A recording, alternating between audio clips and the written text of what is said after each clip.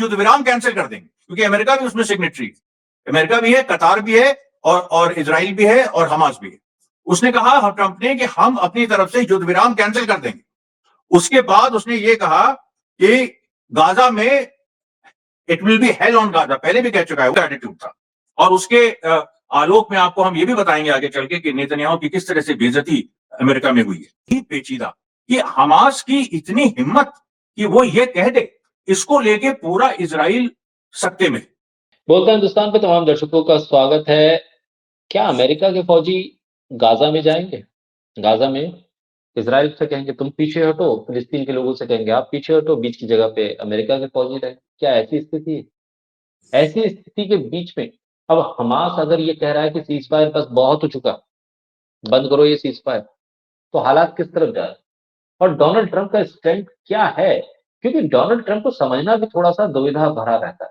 कहते कुछ हैं, होता कुछ है, करते कुछ, और कभी कभी जो बात कह देते हैं उससे पलट भी जाते हैं, नुकसान भी उठाते हैं। तो कैसे करें इसे डिकोड? क्या कुछ है गाजा के हालात, क्या है अमेरिका की रणनीति और इजराइल में क्या बन रही है आगे की स्थिति, और साथ ही लेबनान से लेकर ईरान तक क्या कुछ हो रहा है घटनाक्रम। हमारे साथ अमरीश मिश्रा जी हैं। अमरीश जी स्वागत है आपका। धन्यवाद धन्यवाद। अमरीश जी जरा डिकोड कीजिए ये क्या हो रहा है, डोनाल्ड ट्रंप जो कह रहे हैं उसका मतलब क्या है, और उसका मतलब समझाते समझाते ये भी बताइए कि अगर हमास कह रहा है कि सीज फायर बस बहुत हो चुका, तो क्या अब फिर से होगी जंग? क्या नई शुरुआत हो रही है जंग की? देखिए, इसमें सबसे पहले हम लोग हमास ने जो सीज फायर के खिलाफ जो बयान दिया है और कल ही दिया, वो उस पे आते हैं, पहले उसको समझते हैं। देखिए, सीज फायर जो है इसकी घोषणा 15 जनवरी 2025 को हुई थी। 19 जनवरी 2025 से पहला फेज उसका लागू हो गया था। पहला फेज 42 दिन लास्ट करना है, इसके टोटल 3 फेज हैं। पहला फेज 42 दिन लास्ट करना है, मतलब 19 जनवरी से 2 मार्च तक, और इसमें हमास को कम से कम 33 जो प्रिजनर्स हैं वो रिलीज करने। अभी तक हमास ने 5 दौर में इजराइल के करीब 16 प्रिजनर्स रिलीज किए।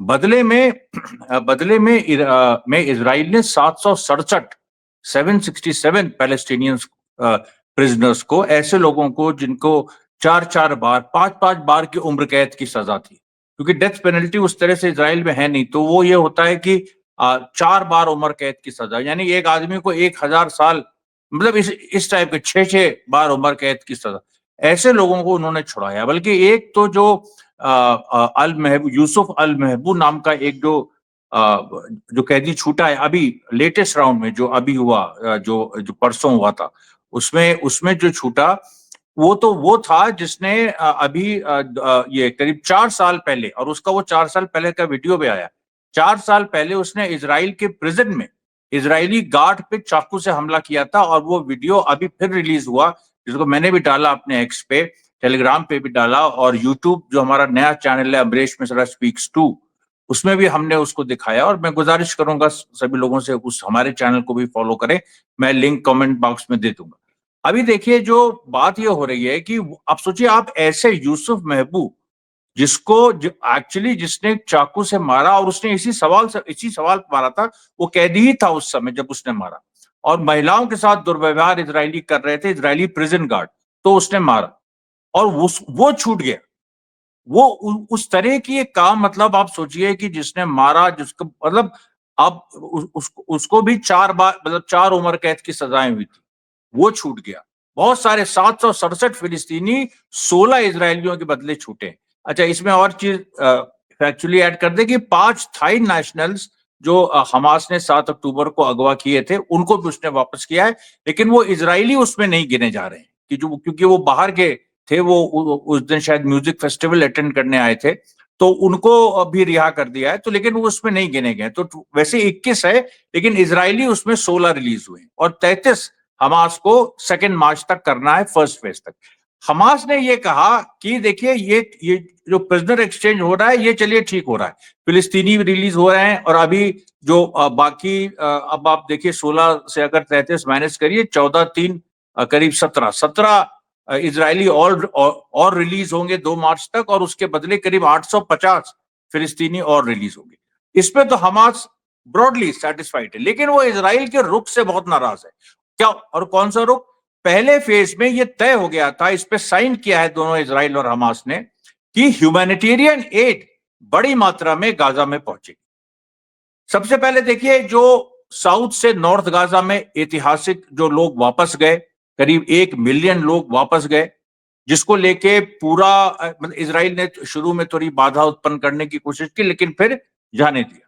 जिसको लेके इजरायली पागल हो गए, मतलब जो इजरायली एनालिस्ट हैं उन्होंने कहा ये तो बहुत बड़ी हमास की जीत है, हमने तो नेत्जरीम कॉरिडोर बना दिया था कि जिसमें एंट्री बैंड थी फिलिस्तीनियों की और किसी इजरायली की भी, और इजराइल उसको मिलिट्री जोन डिक्लेयर कर चुका था कि अब वो दुनिया को दिखाना चाह रहा था कि रेजिस्टेंस फ्री जोन हमने एक गाजा में बना दिया है।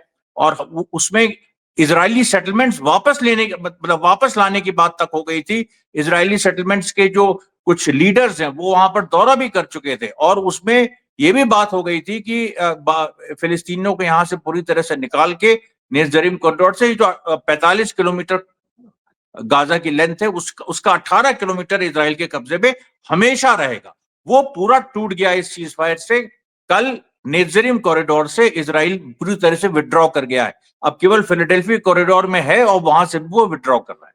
लेकिन हमास का यह ऑब्जेक्शन था कि पहले फेज में ये सारी बातें तो हो रही हैं, लेकिन जो ह्यूमैनिटेरियन एड थी उसमें भी इजराइल को 2 लाख टेंट और 60,000 मोबाइल हाउसेस, 60,000 मोबाइल हाउसेज, यानी जो जैसे जैसे हाउस ऑन व्हील्स होता है कि जैसे गाड़ियों में मतलब गाड़ी जो है वो बड़ी बड़ी होती है, जो घर बनी होती है, जो पहले से घर बने होते हैं। बहुत मतलब ये दुनिया भर में इसका चलन है, भारत में उतना नहीं लेकिन दुनिया भर में इसका इसका काफी चलन है, स्पेशली यूरोप में।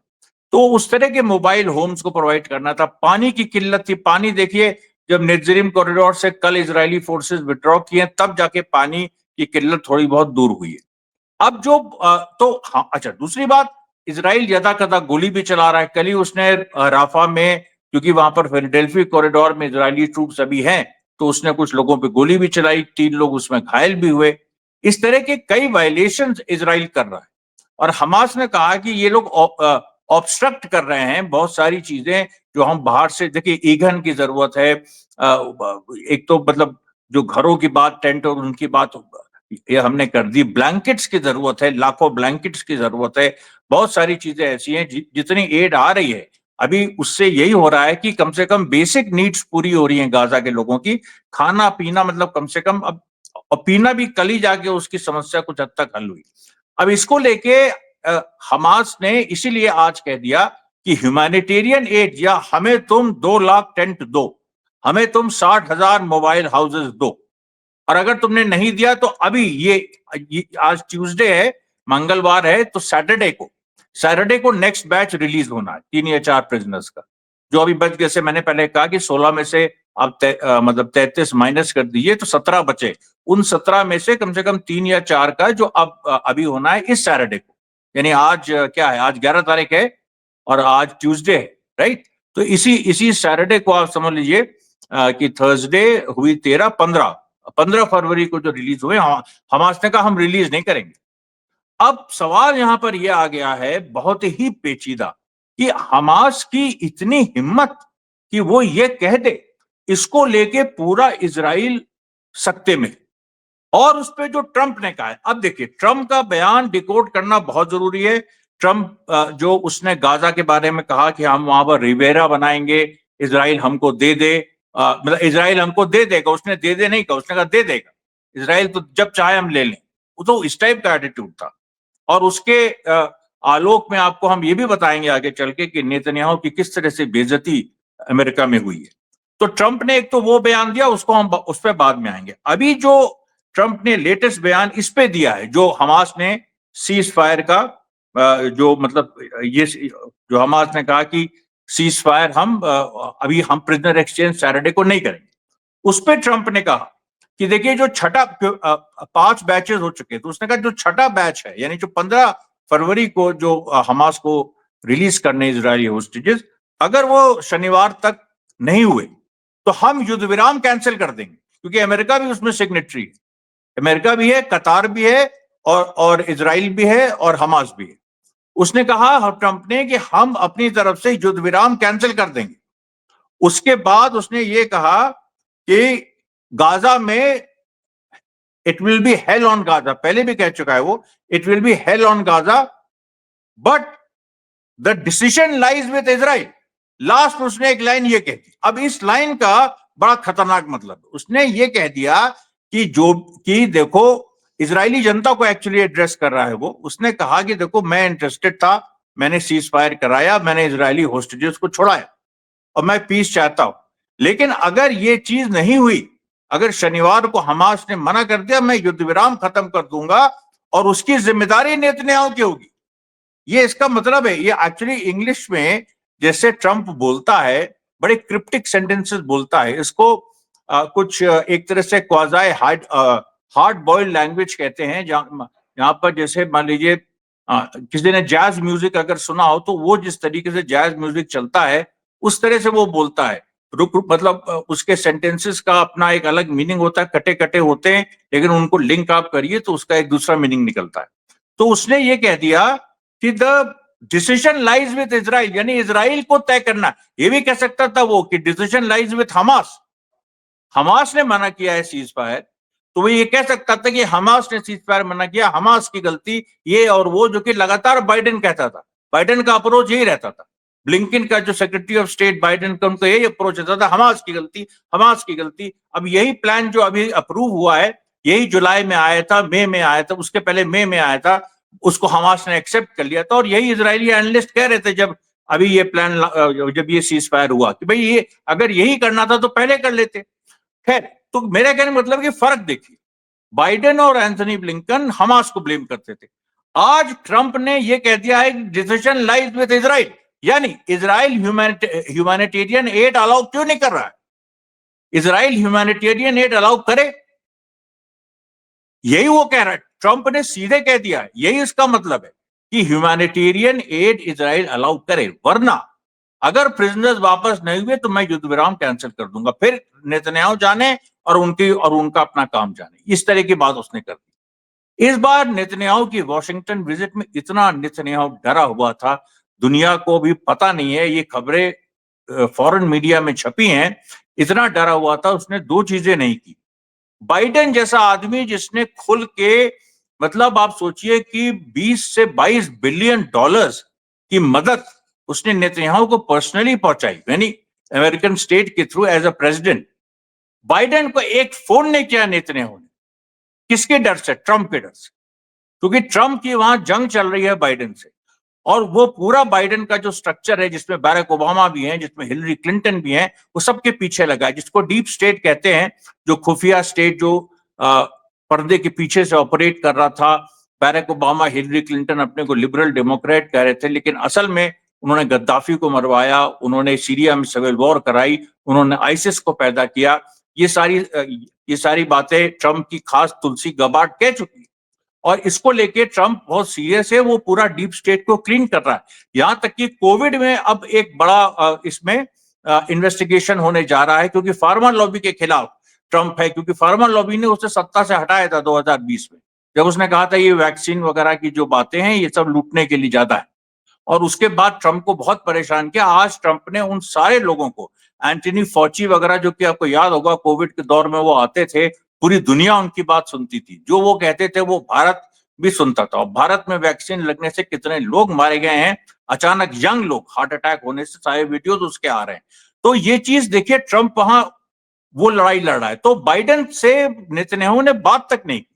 दूसरी बात, जूइश लॉबी से वो नहीं मिला, जूइश लॉबी से नहीं मिला। क्यों? क्योंकि ट्रंप नाराज है जूइश लॉबी से। क्यों नाराज है? क्योंकि इलेक्शन में 80% जूस का वोट बाइडेन को गया और 80% मुस्लिम्स का वोट ट्रंप को गया। ये खूबसूरती है ट्रंप के इलेक्शन जीत की, और ट्रंप इस बात को समझ रहा है। लेकिन ट्रंप ये भी जानता है कि इसको वो एक्सप्रेस ऐसे नहीं कर सकता, क्योंकि इतना बड़ा वो काम कर रहा है। अमेरिका की मिलिट्री इंडस्ट्रियल कॉम्प्लेक्स, अमेरिका की जो खुफिया ताकतें जो दुनिया पे शासन करती हैं, उनके खिलाफ वो लड़ रहा है। वो ये उसको कॉम्प्रोमाइज बीच बीच में करना है, तो वो ऐसी भाषा इस्तेमाल कर रहा है। देखिए, जितने भी प्रो इजरायली लोग उसने शुरू में जमा किए थे, सबको धीरे धीरे डिसमिस कर दिया है। बहुत एक या दो रह गए, वो भी देखिए धीरे धीरे डिसमिस अभी होंगे। अभी तो FBI में चेंजेस होंगे, बहुत सारी अभी बहुत कुछ होगा। ट्रंप लेकिन नेतन्याहू की पोजीशन बौने की होगी। अच्छा, अब जब ये ट्रंप ने कह दिया कि नेतन्याहू के ऊपर डिसीजन है, उसके बाद इजरायली एनालिस्ट ने क्या कहा? देखिए एक बड़े इजरायली एनालिस्ट हैं अमीर बहबूत। इन्होंने अमीर बहबूत, ये कोई भी चेक कर सकता है गूगल पे, AMIRBAHBUT, जो वल्ला वेबसाइट है हिब्रू की, इस पे इन्होंने कह दिया, इन्होंने कहा कि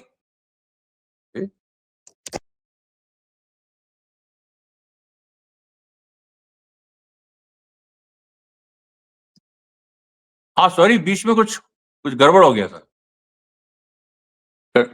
तो मैं ये कह रहा था कि अमीर बहबूद जो उसको जो इजराइल के एनालिस्ट हैं, उन्होंने कहा कि जो ट्रंप का स्टेटमेंट आया है और उसमें जो हमास ने इतनी जो हिम्मत दिखाई कि उसने सीजफायर को अपनी तरफ से कह दिया कि हम आगे नहीं बढ़ेंगे जब तक ये नहीं होता।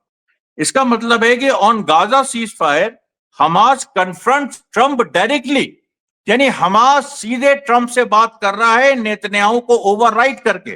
फिर उसने कहा Netanyahu does not even matter, Netanyahu का कोई मतलब नहीं रह गया है। After 490 days of fighting, Hamas dares to directly deal with the world's number one superpower. After 490 days of fighting, Hamas dares to deal directly with the world's number one superpower, and Trump responds to Hamas ignoring Israel. इसका मतलब क्या है? इसका मतलब यह है कि जो वो गाजा की डील की बात कर रहा था, उसको रियल एस्टेट डेवलप करने की बात कर रहा था, वो केवल एक डाइवर्जन था। और उस सवाल पे भी अगर वो बात करेगा तो हमास से करेगा। ये नई लाइन है ट्रंप की, इसको बिटवीन द लाइन समझना। वो सीधे हमास से बातचीत उसने शुरू कर दी है। और आप देखिए खूबसूरती पूरी सिचुएशन की, एक तरफ ये चल रहा है, ट्रंप इस चीज को समझ रहा है कि उसको मिडिल ईस्ट में उसको इंटरेस्ट नहीं, ईरान के ऊपर बमबारी की बात बिल्कुल खत्म है। कभी यदा कदा एक स्टेटमेंट आ जाता है, अदरवाइज ईरान को लेके ट्रंप अब उस तरह का हमलावर नहीं है और वो और ज्यादा पीछे हट रहा है। अभी देखिए हमास की ये पोजीशन हो गई कि वो ट्रंप से डायरेक्टली डील कर रहा है, डायरेक्टली बात कर रहा है, जैसे इजराइल से कोई मतलब ही नहीं। इजराइल ने अभी क्या किया, जब हमास ने कहा कि हम सैटरडे को प्रिजनर रिलीज नहीं करेंगे, तो जो इजराइल के जो डिफेंस मिनिस्टर हैं इजराइल काट्स, तो उन्होंने सेना को कह दिया कि तैयारी करो, और उन्होंने लीव कैंसिल कर दी। और ये सारा ड्रामा हो रहा है, लेकिन उस सारे ड्रामे के पीछे ट्रंप का वीटो है। अगर युद्ध विराम ट्रंप ने कैंसिल कर दिया तो हमास सीधा हमला करेगा फिर, और अब की बार इजराइल को गाजा में घुसना असंभव होगा, क्योंकि वहां पर फिर से सिविलियन जनता हो गई है, मतलब पूरी तरह से मौजूद है। दूसरी बात, ट्रंप के स्टेटमेंट्स ने सारे अरब वर्ल्ड को यूनाइट कर लिया, जो कभी सोचा नहीं था किसी ने कि मतलब इजिप्ट, जॉर्डन, सऊदी अरेबिया, तमाम, यहां तक कि सीरिया में अल शारा, जो कि HTS, जो कि एक्सेस ऑफ रेजिस्टेंस के आदमी असाद को पलट के आई सत्ता में। वो अलग बात है कि असाद की बहुत कमजोरियां थी, लेकिन फिर भी वो असाद को पलट के सत्ता में आई। और उसने HTS ने एक शब्द नहीं बोला अभी तक नहीं बोला था फिलिस्तीन के समर्थन में, इजराइल के विरोध में, जबकि इजराइल उसके देश पे कब्जा कर रहा है, एक अच्छा खासा हिस्सा कब्जा कर चुका है। लेकिन इधर क्या हुआ कि सीरियन रेजिस्टेंस फोर्सेस उभरी हैं, जिन्होंने इजराइल पे गोली चलाई है, क्योंकि बीच में हम लोग की बात नहीं हुई, ये सब डेवलपमेंट्स हुए, सीरियन रेजिस्टेंस पैदा हो गया है। उसने 52 मिलिट्री चेक पॉइंट्स बना लिए हैं, इजराइल से गोली भी उसकी चल चुकी है, इजराइल एक्नॉलेज कर चुका है। और दूसरी बात, HTS के जो लोग जो इस तरह से शियाओं को, माइनॉरिटीज को और इवन सुन्नियों को जो कत्लेआम कर रहे थे, उसको भी वहां पर एक जवाब मिला है, एक प्रतिकार हुआ है मजबूत। और सैयदा जैनब की जो श्राइन है डेमस्कस में, जो कि बहुत होली है खासतौर पर शियाओं के लिए, उस पे भी जो पूरा एक मामला था, उस पे भी जिस तरीके से एक हमला करने की प्लानिंग थी, वो उसको छोड़नी पड़ी। और अल शारा ने जो सेना बनाई थी, उस सेना को उसको खत्म करना पड़ा, क्योंकि वो सेना इंटरनेशनल फाइटर्स की थी, कोई उज्बेकिस्तान का, कोई तजाकिस्तान का, जिहाद के नाम, जो इस तरह की लोगों को जो अमेरिका ने इकट्ठा करके एक सेना बनाई थी असाद को गिराने के लिए, तो उसी को वो सेना बना रहा। तो बड़ा विरोध हुआ कि इसमें सीरिया के लोग तो है ही नहीं, तो उसको वो पूरी डिसमिस करनी पड़ी। और आज अल शारा का बयान आ गया, उसने पहली बार क्या उसने कहा कि फिलिस्तीनियों से सीखने की जरूरत है किस तरीके से उन लोगों ने इतना सब सह के वो हिले नहीं। वो वहां पर मास किलिंग हो गई, 50,000 लोग मार दिए गए, 1.5 लाख घायल हो गए। नेजरीम कॉरिडोर में अलग से नरसंहार हुआ, जिसमें नॉर्थ गाजा में, जिसमें 5 से 7,000 फिलिस्तीनी मतलब शहीद हो गए। लेकिन वो नेजरीम कॉरिडोर से नहीं हटे, क्योंकि इजराइल की इस चीज को फेल करना था कि हम एक रेजिस्टेंस फ्री या पैलेस्टीनियन फ्री जोन बनाएंगे। इजराइल ये देखना चाहता कि देखिए ये एक जोन बन गया 18 किलोमीटर, इसमें कोई फिलिस्तीनी नहीं, इसमें कोई हमास नहीं, ये अब हमने जीत हासिल कर ली। वो फेल हो गया। उसको शारा ने कहा, शारा ने कहा, ये बहुत बड़ी बात है, क्योंकि देखिए शारा का कहने का मतलब है कि ट्रंप का हाथ है उसके ऊपर, और ये यूरोपियन कंट्रीज जो तमाम है उनका भी हाथ है, क्योंकि वो उन्हीं का आदमी है। वो किसका आदमी है? अमेरिका और इजराइल और ऐसी फोर्सेस का। और इजराइल में नेतन्याहू अब खत्म हो गया। इससे बड़ा क्योंकि अब इसके बाद नेतन्याहू के पास कुछ नहीं है। नेतन्याहू जाके बस केवल एक ही उसके पास ऑप्शन है कि वो दोबारा युद्ध में जाए। दोबारा युद्ध में जाने में इजराइल में इस समय में दावे के साथ कह रहा हूं जन विद्रोह हो जाएगा, क्योंकि इजराइल में जो पब्लिक ओपिनियन है वो दोबारा युद्ध के किसी भी तरह से फेवर में नहीं है। वो ये चाहता है कि सारे प्रिजनर्स छूटे। लोग ऑलरेडी सड़क पे इस बात को लेके आ गए हैं और नेतन्याहू को ब्लेम कर रहे हैं, हमास को नहीं ब्लेम कर रहे हैं। नेतन्याहू को ब्लेम कर रहे हैं कि क्यों नहीं तुमने ह्यूमैनिटेरियन एड जाने दी, क्यों तुमने सीज फायर के जो अग्रीमेंट जो कि साइन हो चुके थे उनका वायलेशन किया। और नेतन्याहू को इस समय भागते छुपते जगह नहीं मिल रही है। अभी उसके ऊपर केस चला था, कल वो उसकी पेशी थी, वो जाके कोर्ट में चिल्लाया कि हमको 8 साल से परेशान किया जा रहा है इस तरह से केस में बुला बुला के। आज उसकी फिर हियरिंग थी, लेकिन वो आज नहीं गया इस बहाने कि देखो हमास ने ये कर दिया है, हमें सिक्योरिटी मीटिंग करनी है, ये करनी। लेकिन उसकी गर्दन तो फंसी ना वहां। उसका इस पूरी स्थिति में उस पर लगातार केसेस चल रहे हैं, उसको कभी भी चापा जा सकता है। और जहां सिचुएशन, और ट्रंप ने इंडिकेट कर दिया है कि हम नेतन्याहू के साथ नहीं है। और इससे ये देखिए क्या है, मैं आपको बताऊं कि लोग असल में ये जो पूरा एक लैंग्वेज है ट्रंप की, इसको समझने वो लोग समझ नहीं रहे हैं कि वो किस तरह से बोल रहा है, क्या बोल रहा है। क्योंकि उसके लिए आपको थोड़ा सा अमेरिकन लिटरेचर की एक समझ होनी चाहिए कि वो वहां पर कैसे बात लोग करते, अंग्रेजी में कैसे बात करते। वो एक अलग तरह का वहां स्टाइल है, वहां का एक स्लैंग अलग है, वहां का तरीका अलग है। इंग्लिश अगर वही यूके के लोग बोलेंगे तो उसका दूसरा मतलब जाएगा, यूएस के लोग बोलेंगे दूसरा मतलब जाएगा। वो चीज ये इस्तेमाल कर रहा है ट्रंप, दोनों लॉबी, मतलब इजरायली लॉबी को भी आइसोलेट, मतलब वो करने के लिए कि वो भी ना भड़के और अपनी बात भी वो कह दे। तो ये अच्छा, हमास का देखिए, हमास एक तरफ ये ट्रंप से सीधे बातचीत, दूसरी तरफ ईरान में जो 46th एनिवर्सरी ईरान की हो रही है इस्लामिक रेवोल्यूशन की, उसको अटेंड करने वहां हमास गया। बकायदा खमैनी साहब से मिलके वहां पर एक बड़ी मीटिंग हुई, जिसमें खमैनी साहब ने कहा, सीधे सीधे कहा कि हमास ने अमेरिका और इजराइल को हरा दिया, this is final, they have been defeated. अब वो कुछ भी कर लें, कुछ जैसा भी कर लें, उनकी हार हो गई। वेस्ट बैंक में इस समय इजराइल हमला कर रहा है, एक स्पेशल ऑपरेशन चला रहा है और वही चीजें कर रहा है जो गाजा में। फर्क यह है कि वेस्ट बैंक में वो हवाई जहाज से अटैक नहीं कर रहा है। लेकिन आपको बताएं, जेनिन में 20,000 लोग डिस्प्लेस कर दिए उसने। वो उसका जो मकसद है इजराइल का, वो ये है कि वेस्ट बैंक के कुछ हिस्से को एनेक्स कर लो अभी, और इसलिए वो फिलिस्तीनियों से खाली करा रहा है। लेकिन रेजिस्टेंस वहां भी बिल्कुल गाजा की जैसी स्थिति हो रही है। जैसे गाजा में इजरायली मारे जा रहे थे, वैसे ही वेस्ट बैंक में मारे जाने, मतलब ये मारे जा रहे हैं, वो शुरुआत हो चुकी है उसकी। एग्जैक्टली वैसी खबरें आ रही हैं कि इमारत ढह गई और इजरायली सोल्जर्स उसमें मर गए, उसके ये जो उनके बुलडोजर हैं वो एक्सप्लोड कर गए। तो वो रेजिस्टेंस पूरा आप सोचिए।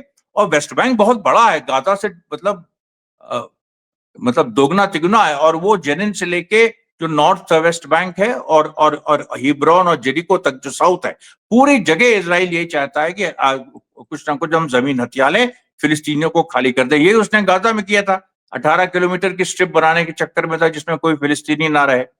यही वो यहाँ चाह रहा है, लेकिन यहाँ संभव ही नहीं है, क्योंकि यहाँ पर जनता आ गई सामने, जनता लड़ रही है। कितनी बार आज ही कम से कम 16 घटनाएं हुई हैं, जिसमें सेटलर्स की, जो वहां के लोग सेटलर्स हैं, वहां की पैरामिलिट्री फोर्स है, वो उनके पास गन्स भी हैं, तो जो वहां के सेटलर्स हैं उनके साथ सीधे भिड़ंत हो रही, गोली चल रही है रोज, आज 11 बार चली। और उसमें हर तरह की, मतलब उसमें अगर एक को सेटलर्स मारते हैं तो दो को फिलिस्तीनी मारते हैं, और इसमें फिलिस्तीनी रेजिस्टेंस अलग से लड़ रहा है और जनता वहां पर उनसे कोऑर्डिनेट करके लड़ रही। तो मैं आपसे कह रहा हूं कि जो ईरान में हमास का डेलीगेशन पहुंचा, उसको खमैनी साहब ने कांग्रेचुलेट किया। और उन्होंने ये भी, देखिए ये बड़ी ऐतिहासिक बात है कि ईरान को लेके, ईरान का ट्रू प्रॉमिस 3 होना है, अभी ईरान ने रोक रखा है क्योंकि सीज फायर है वहां। अभी जो पूरी सिचुएशन है उसमें ईरान ने कितने नए हथियार पिछले 20 दिनों में दुनिया के सामने दिखाए। ये स्थिति हो गई है कि ईरान जो इस समय, जो ईरान की कमजोरी थी एयरफोर्स, उसने पूरी की है ड्रोन्स के माध्यम से। ऐसे ऐसे ड्रोन्स उसने दिखाए हैं दुनिया को जो मैक्सिमम बॉम्ब्स कैरी कर सकते हैं। They are as good as any fighter jet. और उसको आप मतलब अगर आप सोचिए कि अगर एयर से हमला किया, क्योंकि अमेरिका इजराइल की स्ट्रेंथ एयर है, मतलब उनकी एयरफोर्स उनकी स्ट्रेंथ है।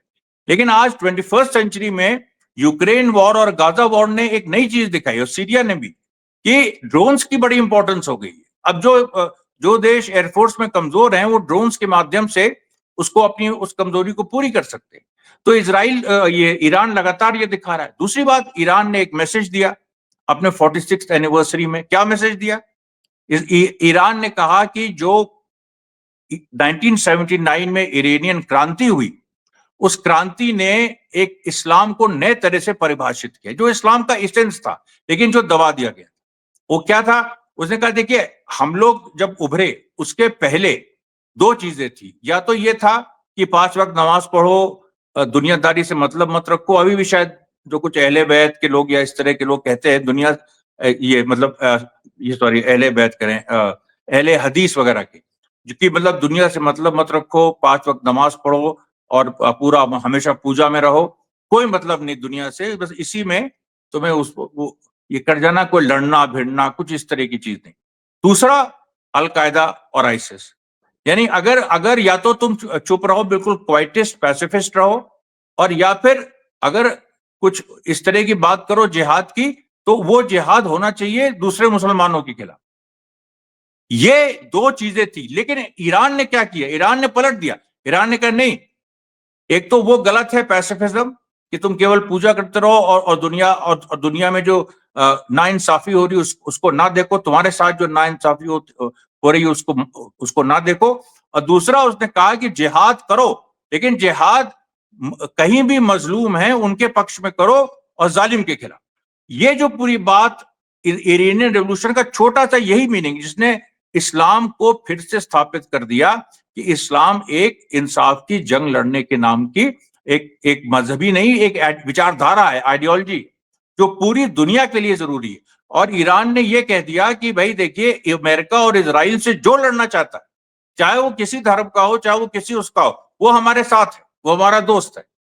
और तो ईरान ने देखिए फिर से, जो सोवियत यूनियन के ढहने के बाद अमेरिका का एक छत्र राज हो गया था और पूरी तरीके से दुनिया में क्रांति का नामो निशान मिट गया था, क्योंकि कम्युनिस्ट ही क्रांति की बात करते थे, साम्राज्यवाद विरोध की बात करते थे, वही खत्म हो गए। उसके बाद ईरान ने इस चीज को संभाला और उसने इस्लाम को इस रूप में प्रोजेक्ट किया कि इस्लाम का देखिए असली चीज है उसका जिहाद, और जिहाद का मतलब है मजलूमों की जालिम से लड़ाई। और ये अच्छा, पहले लोग समझ, ये बात पहले से कही जा रही थी 1980s में, 1990s में, लेकिन अभी उस समय तक एक्शन में चीजें नहीं आई थी, इसलिए लोगों को समझ में नहीं आता। लेकिन जब 7 अक्टूबर हुआ तब लोगों ने देखा कि अरे ये मतलब है कि फिलिस्तीनी की जो आजादी है, फिलिस्तीन की जो आजादी, इस समय फिलिस्तीन की आजादी की लड़ाई हमास लड़ रहा है, जो कि सुन्नी फोर्स है, इसको ईरान ने सपोर्ट किया लगातार 2011-2012 से, जब बाकी अरब सुन्नी मुल्क पीछे हट गए थे। और उसके बाद ईरान ही ने वो विचारधारा दी। एक तो जो हमास की अपनी मुस्लिम ब्रदरहुड की विचारधारा है, लेकिन उसमें देखिए उस तरीके से जिहाद की बात नहीं है, वो एक डिबेटेबल एक इशू है जिसको बाद में हम लोग बात करेंगे। लेकिन जो सीधे सीधे जो ईरान ने कह दिया कि जिहाद का मतलब मजलूम जो है वो लड़े, वो झुके ना, और उसको हम हथियार देंगे। ये सारी बातें 7 अक्टूबर में सामने आ गई, दुनिया के सामने ये आ गया, यार ईरान तो इतना बड़ा काम किया। दुनिया भर के वामपंथी भी समझे, बहुत लोग समझे कि ये तो इन्होंने तो वो काम कर दिया जो कभी सोवियत यूनियन करता था। तो आज जो 46th एनिवर्सरी ईरान मना रहा है, इस बैकग्राउंड पे मना रहा है, और इसीलिए देखिए इसका महत्व है। आज की स्थिति में हमास को अपर हैंड है। सीरिया में जो सेटबैक लगा था 8 दिसंबर को, वो पूरी तरीके से अब एक तरह से वो हो गया है। अब जब अल शारा आपकी भाषा बोल रहा है, कल को वो इजराइल पे हमला करने लगे, वो देख रहा है ना कि अगर वो नहीं करेगा तो वहां रेजिस्टेंस आ गया है। वो वहां पर वही चीज कर रहे हैं। अल शारा, अच्छा, अल शारा को ये भी है कि लेकिन अगर ज्यादा इस लाइन पे बढ़ा तो उसको हटाया भी जा सकता है। तो ये देखिए बहुत सारी चीजें हैं। सीरिया का सेटबैक खत्म हो गया है। फिर से एक्सेस ऑफ रेजिस्टेंस पूरी तरीके से यमन से लेके, और यमन, गाजा, वेस्ट बैंक और लेबनान, यहां तक कि सीरिया का भी देखिए शुरू हो गया, इराक, ईरान, ये पूरा एक्सेस ऑफ रेजिस्टेंस फिर से एक इनिशिएटिव उसने ले लिया है। अमेरिका, इजराइल बैकफुट पे चले गए हैं। और जैसा कि मैंने कहा था कि ट्रंप के आने के बाद जो जो बदलाव होंगे, आपका हमने पहले भी कहा था, वो देखिए पूरी तरह से ये हो रहे हैं। और रशिया और चाइना का पूरी तरीके से ईरान को समर्थन है। ये देखिए स्थिति है। बहुत शुक्रिया अमरीश जी, बहुत विस्तार के साथ आपने तमाम घटनाक्रम को समेटा है, और आने वाले वक्त में हम और वीडियोस में इस मुद्दे को लेकर लगातार चर्चा करते रहेंगे। तमाम दर्शकों से भी गुजारिश है, इस वीडियो को ज़्यादा से ज़्यादा शेयर कीजिए, हमारे चैनल को लाइक, सब्सक्राइब, शेयर करते रहिए। अमरीश जी, बहुत शुक्रिया एक बार फिर आपका। धन्यवाद।